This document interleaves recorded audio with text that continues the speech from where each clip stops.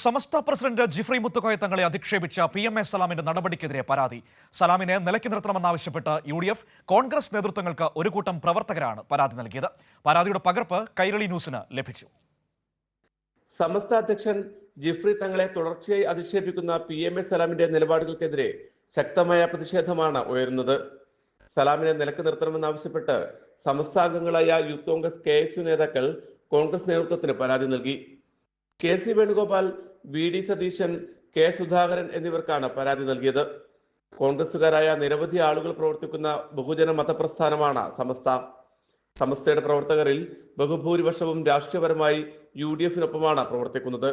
എന്നാൽ സമീപകാലത്ത് സമസ്തയുടെ അധ്യക്ഷനെയും നേതാക്കളെയും പ്രവർത്തകരെയും അപമാനിക്കുന്ന സമീപനമാണ് ലീഗ് ജനറൽ സെക്രട്ടറി PMA സലാം സ്വീകരിക്കുന്നതെന്ന് പരാതിയിൽ പറയുന്നു.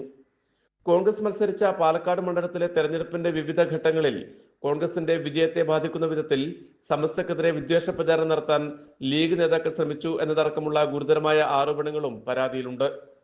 സമസ്തയിലെ കോൺഗ്രസ് പ്രവർത്തകരെ വേട്ടയാടാൻ ലീഗ് നേതാക്കൾ ശ്രമിക്കുന്നതായും ആരോപണമുണ്ട്.